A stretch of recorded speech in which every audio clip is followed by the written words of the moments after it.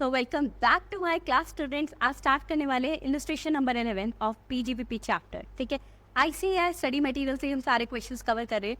1 to 10 we have already covered in the previous session. जिसने नहीं देखा, इस लेक्चर को पूरा करने के बाद आपको डिस्क्रिप्शन बॉक्स में लिंक मिल जाएगा, वहां से देख लेना. पहले ये लेक्चर समझ लो. ठीक है, अब इलस्ट्रेशन 11 कह रहा है a firm has paid ₹7,50,000 as remuneration to its partners for the previous year 23-24 in accordance with the partnership deed and have a book profit of ₹10 lakh.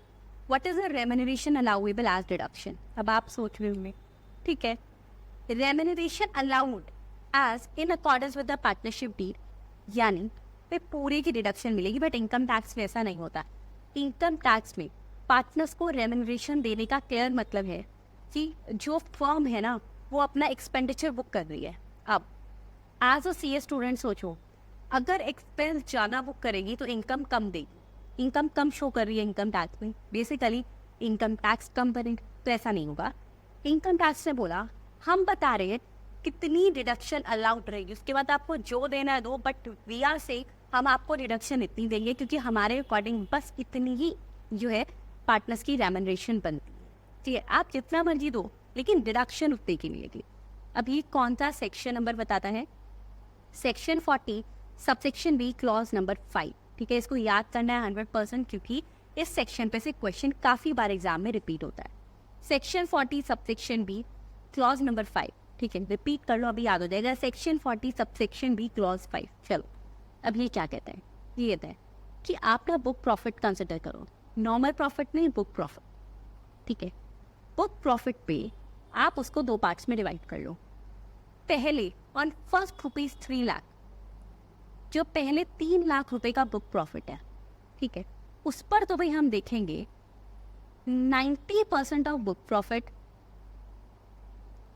90% of book profit और ₹1,50,000 whichever is higher, जो भी इसमें से ज़्यादा आएगा. Now you might be thinking, अगर किसी ने अभी तक क्वेश्चंस नहीं समझे हैं, क्लास आए हो, सब कंप्लीट कर चुके हो, मैंने कहा था क्लासेस कर लेना फटाफट. ठीक है, अच्छा एक बात और स्टूडेंट्स, अपकमिंग बैचेस के लिए जो अपकमिंग एग्जाम्स के लिए बैचेस हैं वो भी बहुत जल्दी स्टार्ट होने वाले हैं. तो जिसको आपके फ्रेंड्स को ज्वाइन करना है तो प्लीज़ उन्हें बता देना. ओके, या that will be in both the languages, that is in Hindi plus English and in the 100% English also. चलो, पहले 3 लाख रुपए आप बोगे मैम 90% ऑफ 3 लाख और 1,50,000, 90% ऑफ 3 लाख 2,70,000. सो ऑब्वियसली वही ज़्यादा आएगा. नहीं, ऐसा हो सकता है ना कि क्वेश्चन में आपको वो बुक प्रॉफिट ही दे दे बच्चों. कितना? मैम बुक प्रॉफिट दे दिया 50,000. समझ आई बात? तो ज़रूरी नहीं है that it will be always be like कि भाई बुक प्रॉफिट जो है 3 लाख से ज़्यादा आएगा. नहीं, इसमें कहा जितना भी हो, 50,000 का भी हो सकता है. तो 50,000 का 30% या 1.5 लाख क्या ज़्यादा है? 1,50,000. क्लियर? तो वो डिपेंड करेगा कितना बुक प्रॉफिट दिया हुआ है, उस बेसिस पे आंसर आएगा. अब ये तो है फर्स्ट 3 लाख पे. बैलेंस पे क्या होगा? जो भी बैलेंस बुक प्रॉफिट है उसका 60% होगा. Total will be the remuneration allowable as deduction. Section आया, समझ आ गया? क्वेश्चन पे आ जाओ. फर्म ने 7,50,000 दिया था, बुक प्रॉफिट है 10 लाख का.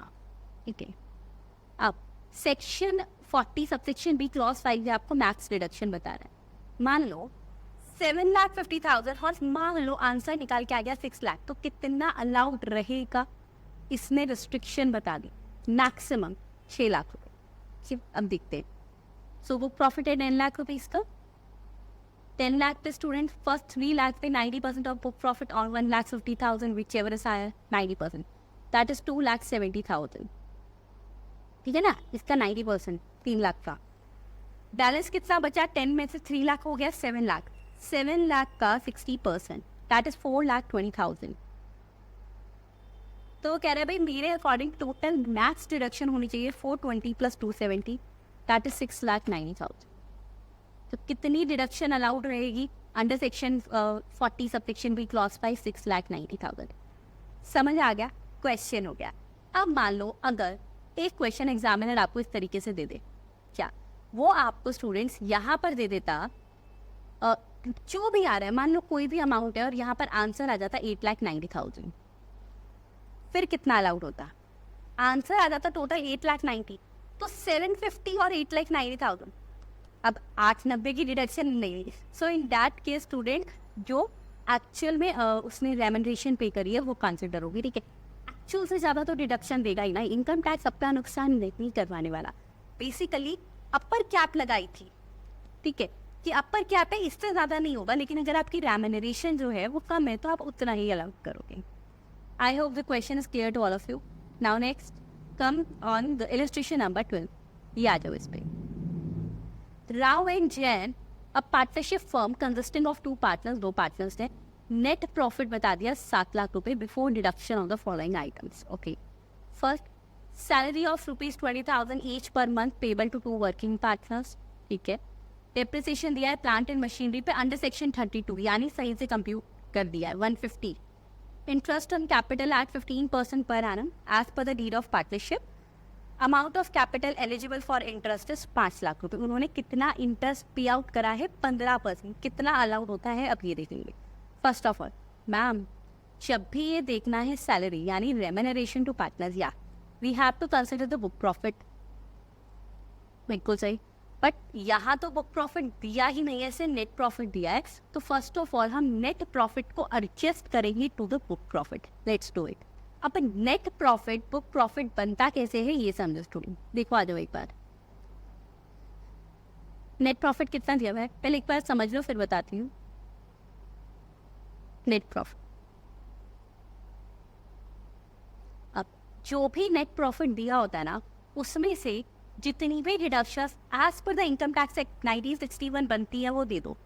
जो आया that is the book profit, ठीक है भाई। इतना प्रॉफिट इनकम टैक्स कह रहा है, बुक कर लो, ऐसे याद कर लेना, मेमोरी टेक्निक बन गई। अब यहाँ पर मैम उन्होंने तो हमें दिया हुआ है एक तो सैलरी, या क्या सैलरी कंसिडर करना नहीं करना। द रीज़न भी क्योंकि सैलरी तो हमने निकालनी है बुक प्रॉफिट पे, तो सैलरी नहीं देखेंगे। और क्या डिडक्ट करेंगे? डेप्रिसिएशन एज पर सेक्शन 32 है, तो लेस कर दो 1,50,000 रुपीज़। नेट प्रॉफिट कितना गिवन है? 7 लाख। नेट प्रॉफिट 7 लाख लिख लोगे पूरा। डेप्रिसिएशन अंडर सेक्शन 32 कंप्यूटेड है वो, ठीक है। कितना? 1,50,000। Okay, salary again I am saying नहीं देखेंगे। द रीजन बी सैलरी तो हमें रेमेंडेशन तो हमें निकालनी है बुक प्रॉफिट को, वो नहीं देखते। Interest on capital at 15% per annum. अब मैंने आपको क्या बताया था? अगेन सेक्शन नंबर 40 क्या कहता है? उसने आपको क्लियरली मेंशन किया था कि इंटरेस्ट ऑन कैपिटल 12% तक अलाउड रहता है, ठीक है। तो यहाँ पे स्टूडेंट्स आ गया हमारे पास इंटरेस्ट एट द रेट 12% देंगे। नोट्स में लिख देंगे कि 15 नहीं देंगे क्योंकि 15 अलाउड नहीं होता, 12 अलाउड होता है, ठीक है, एज पर इनकम टैक्स। अब interest on capital 15% per annum.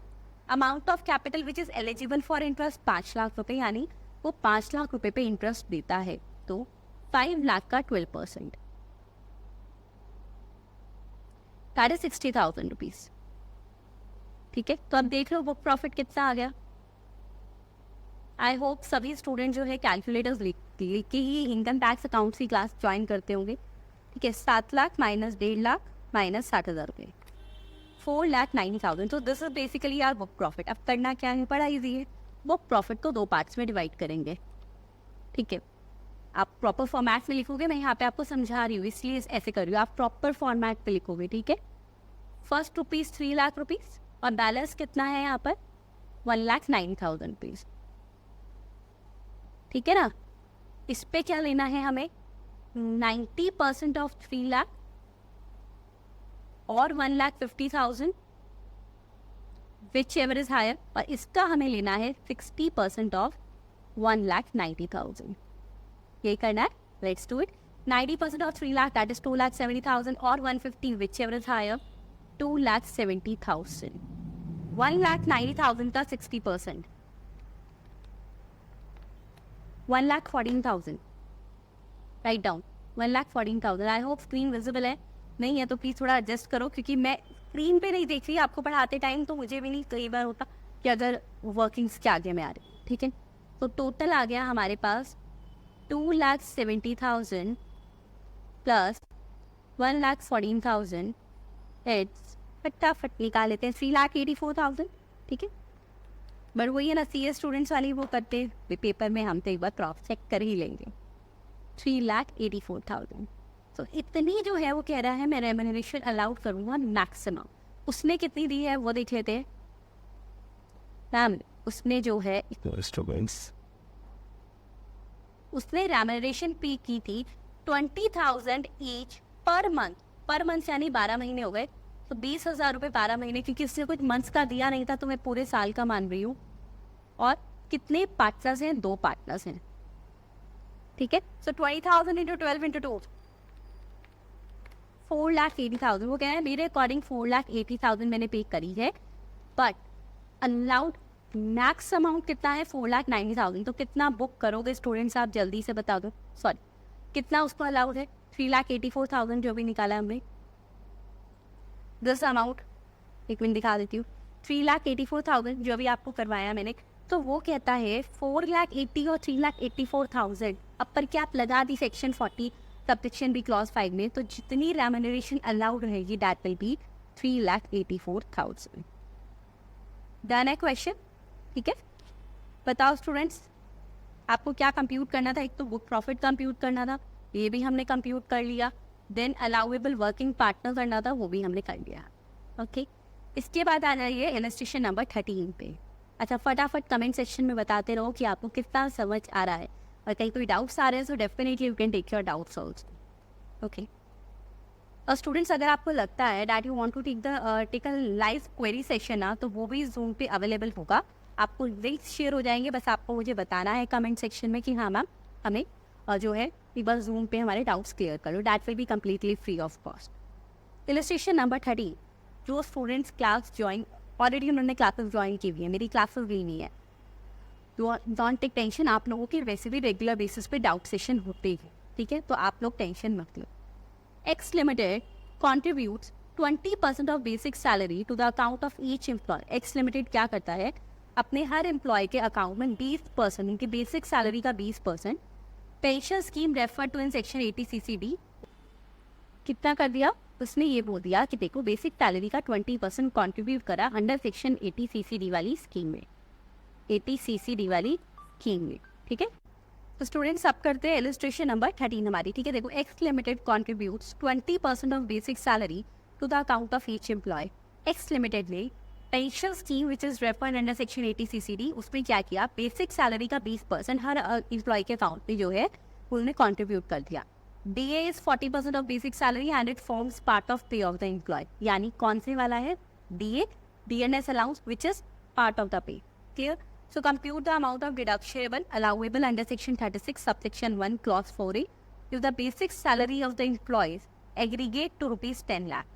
Would this allowance under section 48 subsection 9 be attracted and if so what extent? पहला तो वो कह रहे हैं ये बता दो कि section 36 subsection 1 clause 4A में कितनी डिडक्शन अलाउड है अगर कोई एम्प्लॉय 80 CCD वाली स्कीम में अपनी एम्प्लॉयर जो है एम्प्लॉय के लिए कॉन्ट्रीब्यूट करता है। सेकेंड दे आर आस्किंग क्या कुछ अमाउंट डिसअलाउड होगा 40A सबसेक्शन 9 में? आइए देखते हैं।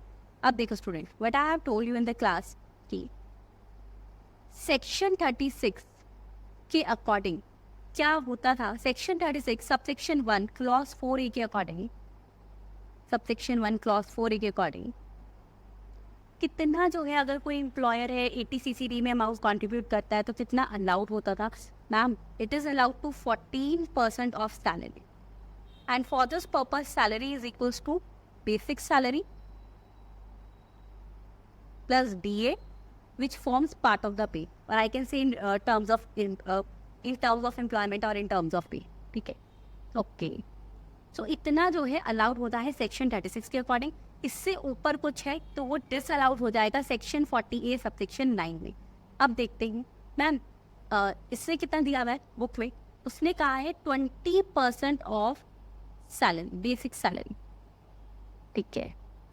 अब बेसिक सैलरी आपको कितनी दी हुई है? बेसिक सैलरी दी हुई है 10 लाख रुपए की, ठीक है। ओके, अब स्टूडेंट्स इसने आपको कहा है बेसिकली कि 20% ऑफ बेसिक सैलरी, ये नहीं कह रहा है सिर्फ बेसिक सैलरी ना, तो 20% ऑफ 10 लाख रुपए, वो कह रहा है इतना कंट्रीब्यूट करा, यानी 2 लाख रुपए कंट्रीब्यूट करे हैं। क्लियर? ओके, और आप कितना कर सकते थे? Basic salary is 10 lakh rupees. DA which is in terms of employment कितना गिवन है क्वेश्चन में? 40% ऑफ सैलरी, यानी 40% of 10 lakh rupees, 40% of 10 lakh rupees. ये कितना आ गया, मैं इस साइड पे कर रही हूँ, ठीक है। सो 10 लाख रुपीज़ प्लस 10 लाख का 40%, that is 4 lakh rupees. 14 lakh, वो कहते हैं हम 14 लाख को सैलरी मानेंगे, लेकिन 14 लाख का 10% हमें कंसिडर करना है इसके अकॉर्डिंग। जस्ट वेट स्टूडेंट्स, मैंने गलती से यहाँ पे 14% ऑफ सैलरी लिख दिया, प्लीज़ उसको 10% करो, ठीक है। गलती से 14 लिखा है, प्लीज़ उसको 10% कर लो, अभी के अभी कर लो। तो 14 लाख का 10% ऑफ 14 लाख 1,40,000 रुपीज़। वो कह रहा है जी सेक्शन 36 सबसेक्शन 1 क्लॉज 4A कहता है कि 1,40,000 अलाउड है, उसने 2 लाख रुपए का जो है कॉन्ट्रीब्यूशन किया है। तो सेक्शन 40A सबसेक्शन 9 जो हमें बताता है कितना अमाउंट डिस अलाउड रहेगा, कितना रहेगा, 2 लाख कॉन्ट्रीब्यूट किया है, उसमें से 1,40,000 will be allowed and 60,000 will be disallowed. That is basically the answer of illustration number 13। आई होप सबको अच्छे से समझ आ गई होगी। इन केस कहीं कोई डाउट है so you can definitely ask me, clear. WhatsApp group का लिंक भी दिया हुआ है, आप वो भी ज्वाइन कर सकते हैं, वहाँ भी आप अपने जो है डाउट्स पूछ सकते हो definitely. Okay, one more thing, अगर कोई CMA स्टूडेंट देख रहा है क्लास तो आप ये तो कर लो, बट CMA के लिए स्टूडेंट्स आपके पास जो है DT IDT के अलग से, मतलब देखो CA वाले क्वेश्चंस करो, that will be like icing on the cake, extra कर रहे हो, बढ़िया है। क्योंकि कई बार क्या होता है कि CA के क्वेश्चन भी CMA में पूछ लेते हैं, बेसिकली प्रोविजन था सेम ना, और CMA मॉड्यूल 7 में आपको इसी तरीके की क्लास करवाऊंगी, ठीक है। एक बार जब CA वालों के एग्जाम्स हो जाए, सितंबर में है, फिर दिसंबर CMA एग्जाम्स के लिए करेंगे। और अगर किसी और फील्ड के लिए आप कर रहे हो, स्ट्रीम के लिए, वहाँ कोई डाउट है, you can ask. Illustration number 14, Hari, an individual carried on the business of purchase and sale of agricultural commodities like paddy, wheat, etc. He borrowed loans from Andhra Pradesh State Financial Corporation and Indian Bank and has not paid interest. उसने loan लिया है for purchasing the agricultural commodities और उस loan को उसने पे interest पे out नहीं करा। Andhra Pradesh state financial corporation का 2 सालों का है, प्रीवियस ईयर 22-23 एंड 23-24 का कितना अमाउंट है, 15 लाख रुपए, और इंडियन बैंक का प्रीवियस ईयर 23-24 का 30 लाख रुपए, यानी टोटल 45 लाख, 45 लाख रुपीज जो है उसने पे नहीं करा। दोनों ही बैंक्स पे while reconstructing the loan facilities of Hari during the year 2023-24 उन्होंने रीस्ट्रक्चर कर लिया, बेसिकली रीस्ट्रक्चरिंग किया लोन का, अबव इंटरेस्ट को लोन में कन्वर्ट कर दिया। उन्होंने कहा ये जो 45 लाख का है ना, हम एक काम करते हैं, आप 60 इक्वल इंस्टॉलमेंट्स पे हमें ये पे कर देना। अब during the year ended 31 March 2024 which is our previous year for examination, Hari ने 5 इंस्टॉलमेंट्स APSST को पे कर दी और 3 इंस्टॉलमेंट्स इंडियन बैंक को, ठीक है। देन हरी ने क्लेम कर लिया entire interest of 45 lakh rupees as an expenditure. अब वो कहता है पे कर रहा हूँ कम। क्या किया है उसने, बेसिकली 5 इंस्टॉलमेंट दी ABSST बैंक को, यानी Andhra Pradesh state financial corporation को, और सिर्फ 3 इंस्टॉलमेंट पे करी इंडियन बैंक, और वो ये कह रहा है मैं कंप्लीट 45 लाख को क्लेम कर रहा हूँ एज एक्सपेंस। क्या ये सही है, एग्जाम में उसका क्लेम वैलिड है, और नहीं तो उसको इंटरेस्ट बता दो कि वो कितना क्लेम कर सकता था। पहले तो स्टूडेंट्स लेट्स चेक कि देखो, एक तो स्टूडेंट्स आपके पास सेक्शन 43B ने क्या बोला है कि जितना आप पे करोगे, 43B क्या कहता है आपको कि इंटरेस्ट के केस में आप जितना पे कर रहे हो ना, आपको सिर्फ उतना ही अलाउड रहता है, आप अक्रूवल बेसिस पे नहीं लेते हो। इंटरेस्ट क्या होता है, एक ऐसा एक्सपेंस है, लिखा हुआ है according to section 43B any interest payable on the term loans to specified financial institution, और किसी को जब वो कर रहा है तो schedule banks can be allowed only in the year of payment of such interest irrespective of the method of accounting. वो आपको कहता है देखो मेथड ऑफ अकाउंटिंग है तो अक्रूवल होता है या फिर कैश होता है, ठीक है। अब वो कह रहे हैं चाहे आप अक्रूवल फॉलो कर रहे हो चाहे आप कैश फॉलो कर रहे हो, लेकिन सेक्शन 43B ने बोल दिया जितना पे करोगे उस प्रीवियस ईयर में उतना ही अलाउड रहेगा, यानी सिर्फ पेबल बेसिस पे होगा, कैश बेसिस, ठीक है। अब उससे कितना पे करा है ये देख लेते हैं। मैम उसका जो लोन था ना 15 लाख वाले का, उसको उसने वेट उसके पास 2 लोन्स थे, ठीक है। Andhra Pradesh state financial corporation का 15 लाख का लोन है और इंडियन बैंक का 30 लाख का।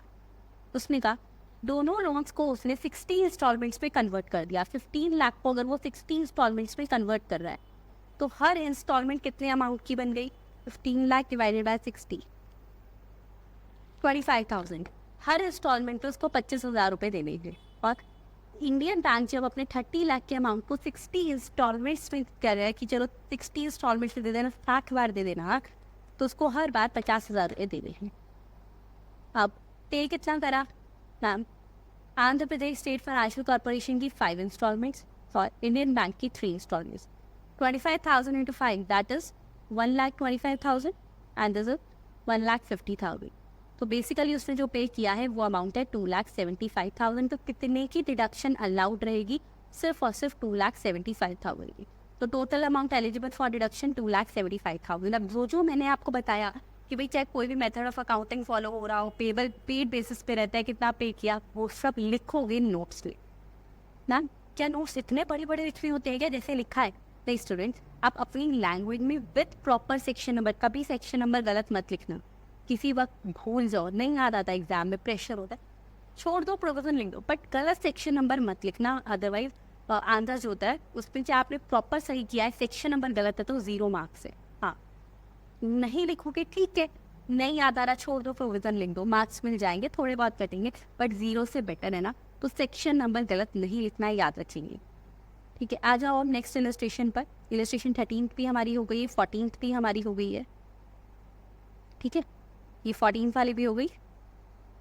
नेक्स्ट आती है इलस्ट्रेशन नंबर 15। इलस्ट्रेशन नंबर 15 पे आ जाओ एक बार। ठीक है, आई होप सब मेरे साथ साथ जो है अपने स्टडी मटेरियल के पेजेस तो टर्न आउट ज़रूर कर रहे हो। Vinod is a person carrying on profession as film artist. एक विनोद एक पर्सन है जो कि एज अ फिल्म आर्टिस्ट अपना प्रोफेशन कैरी ऑन कर रहा है। उसकी ग्रॉस रिसीट्स है प्रोफेशन से फाइनेंशियल ईयर 2021 में 1,15,000, 21-22 में 180 और 22-23 में 210। What is his obligation regarding maintenance of book accounts for assessment year 24-25? यानी वो आपसे कह रहा है कि फाइनेंशियल ईयर 2023-24 के लिए उसकी क्या ऑब्लिगेशन है, क्या उसको सेक्शन 44AA के अंदर अपनी बुक्स ऑफ अकाउंट्स मेंटेन करनी है। बताओ स्टूडेंट, क्या बताया था मैंने आपको? अब देखो, सेक्शन 44AA सब सेक्शन 1 क्या कहता है कि जो भी ऐसा पर्सन है जो वो प्रोफेशन कैरी ऑन कर रहा है, जो ऑफिशियल गैजेट में नोटिफाई कर दिया। अब मैंने आपको पढ़ा रखे हैं वो कौन कौन से पर्सन हैं। ठीक है, फिल्म वाले सब इंक्लूड है उसमें। हाँ जी, तो उनको क्या करना पड़ता है? They have to maintain books of accounts, but कब करनी होती है वो देख लेते हैं। देखो स्टूडेंट्स, पहली बात तो मैम ये फिल्म आर्टिस्ट वाला नोटिफाइड प्रोफेशन है, डेफिनेटली है, सेक्शन 44AA में नोटिफाइड प्रोफेशन है।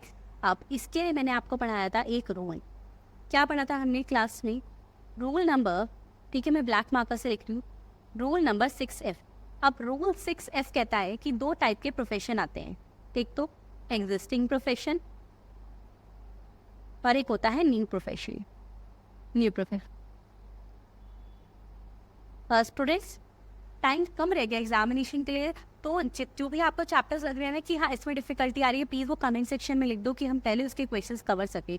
आइदर इट्स ऑफ DT और IDT, you can tell me the of both. ठीक है, अब एग्जिस्टिंग प्रोफेशन के लिए होता है अगर उसकी 3 previous year which is immediately preceding the previous year, यानी प्रीवियस ईयर 23-24 है ना, तो उसके पिछले 3 सालों में अगर उसकी ऑल द 3 प्रीवियस ईयर्स में जो ग्रॉस रिसीट्स है, क्योंकि प्रोफेशन है तो रिसीट वर्ड होगा, ग्रॉस रिसीट्स अगर एक्सीड करती है 1,50,000 तो सेक्शन 44AA कहता है हाँ आपको बुक्स ऑफ अकाउंट्स बनानी पड़ेंगी इस साल। न्यू प्रोफेशन है तो इन दैट केस अभी इसी प्रीवियस ईयर में स्टार्टअप हुआ है, तो इन दैट केस स्टूडेंट्स उसने क्या कहा कि फिर इस साल में उसकी जो ग्रॉस रिसीट्स है अगर वो एक्सीड होती है 1,50,000 rupees, so in that case also उस पर्सन को क्या करना पड़ेगा? अपना रूल 6F के अकॉर्डिंग अपनी बुक्स ऑफ अकाउंट्स मेंटेन करनी होगी। ठीक है, अब देखो, अब यहाँ पे बात आई स्टूडेंट्स, पहली बात एक बात समझ लो, अगर एग्जिस्टिंग है तो प्रीवियस ईयर 23-24 के पिछले 3 साल देखनी है, और अगर एक न्यू प्रोफेशन का केस होता है जो स्टार्टिंग 23-24 में हुआ है, अब मैम 23-24 में स्टार्ट हुआ, ठीक है बात तो ठीक है, आप कह रहे हो उसको बुक्स ऑफ अकाउंट्स मेंटेन करनी होगी अगर उसी साल 23-24 में उसकी ग्रॉस रिसीट्स जो है 1.5 लाख रुपए को क्रॉस कर रही है। हाँ, अब उसको कैसे पता चलेगा? साल के एंड में which is likely to exceed मतलब अगर उसको ऐसा लगता है कि मेरे इस साल में रेलिवेंट प्रीवियस ईयर में gross receipts are going to exceed the 1,50,000 rupees, तो उसको बुक्स ऑफ अकाउंट्स बना लेनी चाहिए. Likely to exceed, you have to write this word, ठीक है, because you can't be sure in the middle of the year ना, which is likely to exceed this nine. अब हमारे केस में students क्या दिया हुआ है उसका, एक मिनट रुक जाओ, क्वेश्चन कहाँ चला गया, गिरा, ठीक है. फाइनेंशियल ईयर 2021 में 115, फाइनेंशियल ईयर 21-22 में 180, फाइनेंशियल ईयर 22-23 में 410. ओके, हमारा फाइनेंशियल ईयर कौन सा है मैम? हमारा financial year is basically the financial year 2023-24. Okay, अब 23-24 स्टूडेंट्स हमने क्या देखना है, इसके पिछले 3 साल, पहला 22-23 होगा, देन 21-22 होगा और 20-21 होगा. अब स्टूडेंट 2021 और 21-22 में क्यों की 2021 में उसकी जो है 1,50,000 को क्रॉस नहीं कर रही ग्रॉस रिसीट, तो सेक्शन 44AA सेक्शन 44AA के अकॉर्डिंग उसको अपनी बुक्स ऑफ अकाउंट्स मेंटेन नहीं करनी. हम चाहते हुए भी नहीं कर सकता, नहीं, लिख दे लाइन भाई करनी चाहिए, जिससे कि असेसिंग ऑफिसर को कंपटीशन में इजीली हो जाए, बट रिक्वायरमेंट नहीं है. करनी चाहिए बट रिक्वायरमेंट नहीं है. क्यों? क्योंकि फाइनेंशियल ईयर 2021 में उसकी 1,15,000 की जो है ग्रॉस रिसीट है, which is less than 1,50,000, not more than. Okay, हाँ, ऑल द 3 प्रीवियस ईयर्स होनी चाहिए, ध्यान रखना. नेक्स्ट हमारे पास आता है, चलो स्टूडेंट अब एक काम करते हैं, आपके पास हमें इस क्लास में कवर कर चुके हैं इलस्ट्रेशन नंबर 11 to 15. फटाफट से इनको कवर कर लो. नेक्स्ट में मैं आपको है नेक्स्ट 5 इलस्ट्रेशन करवा के इस चैप्टर को बहुत जल्दी वाइंड अप करेंगे. In fact I will try my level best next lecture में, क्योंकि अब टाइम कम रह गया, तो 5 में या फिर सेम डे पे, यानी कल मैं आपको 2 लेक्चर्स दे दूंगी, illustration number next 5 and then next 5, जिससे चैप्टर कंप्लीट हो सके. ओके, क्लास अच्छी लगी तो मुझे लाइक करना, प्लीज़ वीडियो को लाइक करना मत भूलना, और हाँ, कमेंट करके ज़रूर बताना कितना समझ आ रहा है. Thank you, have a nice day, yeah meet you in the next session.